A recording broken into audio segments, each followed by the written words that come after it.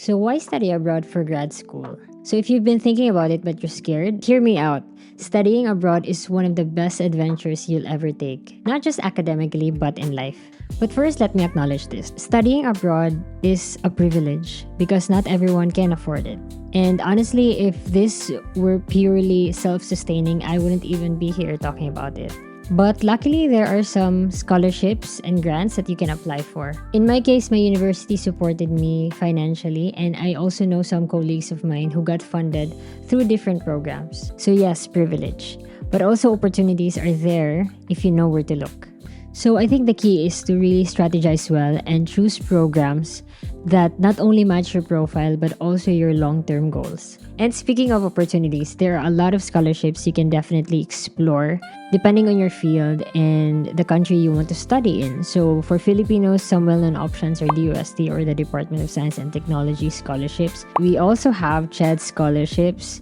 We have Erasmus Mundus for Europe. So if you're looking at the US, you can check out Fulbright. For Taiwan, they have MOE scholarships and other university-specific scholarships that you can find directly on their official websites. The key is to start researching early and match your profile to the program and funding opportunities available. So one thing I noticed when studying abroad is the kind of healthy pressure that you have. So I've seen friends who started their master's or PhD locally, but they didn't really finish. And maybe life happened to them and that's completely valid. But I think studying abroad has that kind of healthy pressure and you feel that extra push to finish because you're in that environment where everyone is just working hard and you have that one main goal, which is to graduate and go home. And that's something that I personally experienced back when I was studying in Taiwan because I really wanted to go home so bad during pandemic. And so I used that as a motivation to really finish my studies, even though the homesickness really hit me at times. And so I think that helped me stay focused on finishing my master's. And here's a tip. Being a student is often the easiest way to live abroad. A student visa is relatively so much easier to acquire than work visa. So if you're unsure about committing to a job overseas, you can enroll in a master's program instead, and ideally something related to your undergrad, or even a career shift if is possible if you really plan it right.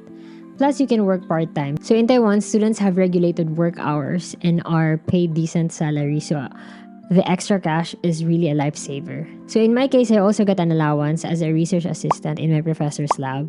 And all my thesis materials were also covered too. And I think the best part also was working in a research project with international students, because not just international students, but also local students. And I could see how other nationalities approach research, and I can then kind of compare to how we do things in the Philippines. And then there's the cultural side, which honestly is one of my favorite parts. So you meet people from all over the world, from different countries, different cultures. You also learn about their backgrounds, but you share this common experience of adjusting to a new country, to a new culture. And I've seen Caucasian classmates and fellow Asians learning Mandarin and struggling with tones because Mandarin is a tonal language, and just laughing through it all. I even joined TEEP, or the Taiwan Experience Education Program, where I stayed with a Taiwanese family for a week and I ate home-cooked meals, I observed their daily routines, and just lived like one of them. And it's probably one of the most wholesome experiences I have. And of course, the travel perks. So being a student also gives you that opportunity to travel in the country where you're studying in. So in Taiwan, I love how easy and affordable it was to hop on a train and visit new cities every weekend, from night markets in Taipei to the beaches in Kaohsiung.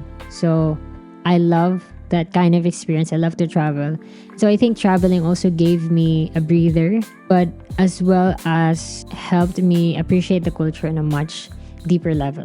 And then, of course, there's what happens after. So some go straight into PhD. Others start working full-time in the country they studied in. But in my case, I had to return to the Philippines because I had a contract with my university.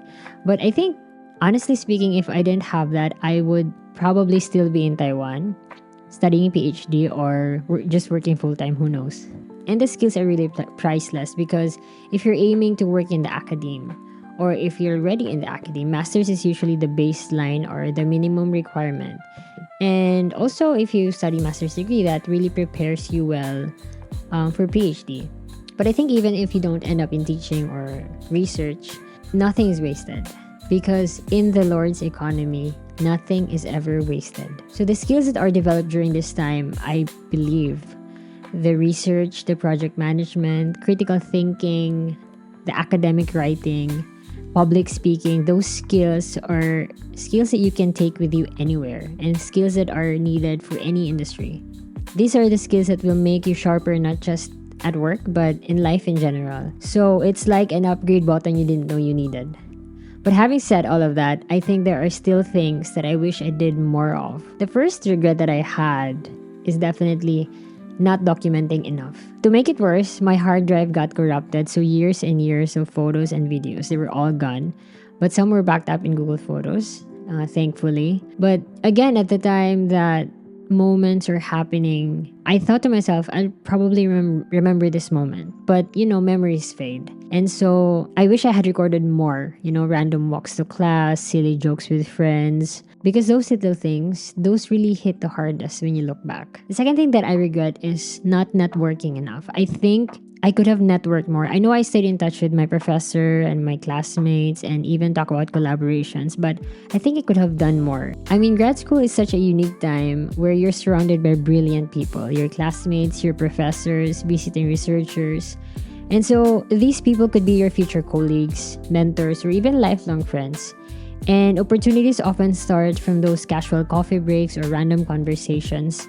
So yeah, I wish I have built more connections. So if you're considering graduate studies abroad, I would say go for it. Yes, there will be challenges, homesickness, culture shock, different academic system, all of that is just part of it. But the growth, the friendships, the memories, they're all worth it. Bring home the best practices you've learned and apply it to your community, to your workplace, or wherever you can make an impact, and have fun as much as you can. Because at the end of the day, your degree matters, yes. But it's the journey, the experiences, the people you meet, that's what you'll carry with you forever.